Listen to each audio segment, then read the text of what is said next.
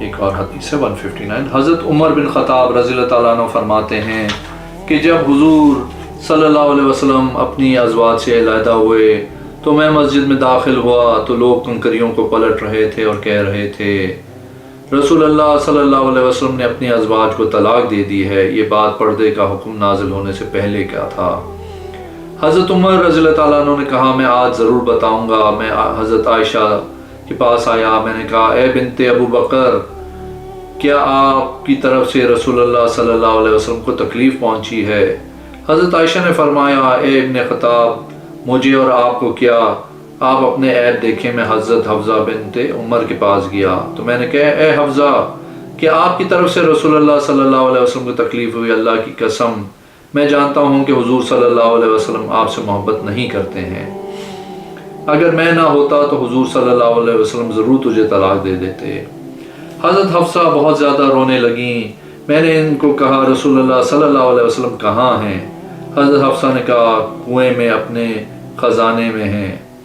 میں وہاں داخل ہوا تو میں نے حضرت ربا حضور صلی اللہ علیہ وسلم کے غلاموں کو کنویں کے کنارے پہ بیٹھے ہوئے دیکھا جو اپنی ٹانگیں اس میں لٹکائے ہوئے تھے۔ حضور صلی اللہ علیہ وسلم ان کے اوپر تشریف فرما تھے۔ میں نے آواز دی اے ربا، میرے لیے حضور صلی اللہ علیہ وسلم کے ہاں اجازت مانگیں۔ ربا نے کمرے کی طرف دیکھا، پھر میری طرف دیکھا اور کوئی جواب نہیں دیا۔ میں نے کہا اے ربا، میرے لیے رسول اللہ صلی اللہ علیہ وسلم کے ہاں اجازت مانگے۔ حضرت ربا نے کمرے کی طرف دیکھا، پھر میری طرف دیکھا اور کوئی جواب نہیں دیا۔ میں نے کہا اے ربا، میرے لیے رسول اللہ صلی اللہ علیہ وسلم کے ہاں اجازت مانگے۔ حضرت ربا نے کمرے کی طرف دیکھا، پھر میری طرف دیکھا، کوئی جواب نہیں دیا۔ میں نے اپنی آواز بلند کی اور میں نے کہا اے ربا، میرے لیے رسول اللہ صلی اللہ علیہ وسلم سے اجازت مانگے۔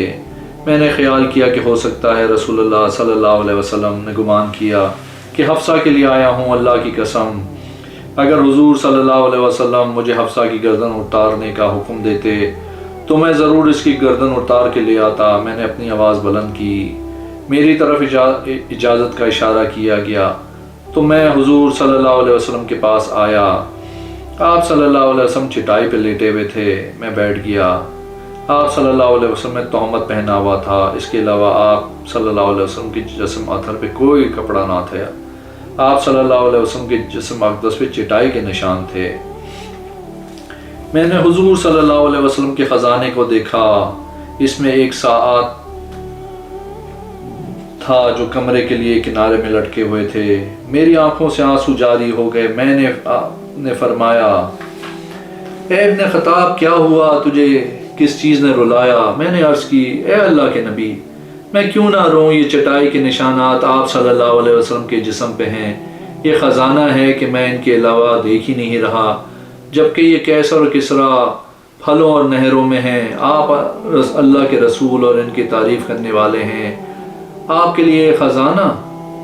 آپ صلی اللہ علیہ وسلم نے فرمایا اے ابن عمر، کیا تو خوش نہیں ہے کہ ان کے لیے دنیا ہو جائے اور ہمارے لیے آخرت؟ میں نے عرض کی کیوں نہیں؟ میں آپ صلی اللہ علیہ وسلم کے پاس جس وقت داخل ہوا تھا تو میں نے آپ صلی اللہ علیہ وسلم کے چہرے پہ غصے کے اثرات دیکھے۔ میں نے عرض کی یا رسول اللہ صلی اللہ علیہ وسلم، آپ کو عورتوں کی طرف سے کیا تکلیف ہوئی؟ اگر آپ صلی اللہ علیہ وسلم ان کو طلاق دیتے ہیں تو اللہ اور ان کے فرشتے اور جبریل اور میکائل اور میں اور ابو بکر اور ایمان والے آپ صلی اللہ علیہ وسلم کے ساتھ ہے۔ میں بہت کم گفتگو کروں گا، میں اللہ کی تعریف کروں گا۔ میں امید کرتا ہوں اس سلسلے میں میری تصدیق اللہ کرے۔ جو میں نے عرض کی تو یہ آیت نازل ہوئی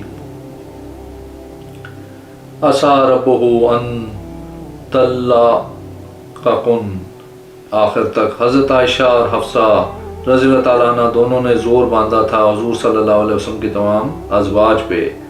میں نے عرض کی یا رسول اللہ صلی اللہ علیہ وسلم، آپ صلی اللہ علیہ وسلم نے ان کو طلاق دے دی ہے؟ آپ صلی اللہ علیہ وسلم نے فرمایا نہیں۔ میں نے عرض کی یا رسول اللہ صلی اللہ علیہ وسلم، میں مسجد میں داخل ہوا تو صحابہ کرام کنکریوں کے ساتھ کھیل رہے تھے اور کہہ رہے تھے حضور صلی اللہ علیہ وسلم نے اپنی ازواج کو طلاق دے دی ہے۔ آپ صلی اللہ علیہ وسلم نے فرمایا ان کے پاس جاؤ اور ان کو بتاؤ کہ آپ صلی اللہ علیہ وسلم نے طلاق نہیں دی۔ فرمایا ٹھیک ہے، اگر تو چاہے تو میں مسلسل بتاتا رہوں گا، یہاں تک کہ غصہ آپ کے چہرے سے چلا گیا، یہاں تک کہ آپ صلی اللہ علیہ وسلم کے چہرے سے मुस्कुराहट ज़ाहिर हुई। आप सल्लल्लाहु अलैहि वसल्लम के दांत मुबारक लोगों में से सबसे ज़्यादा खूबसूरत थे।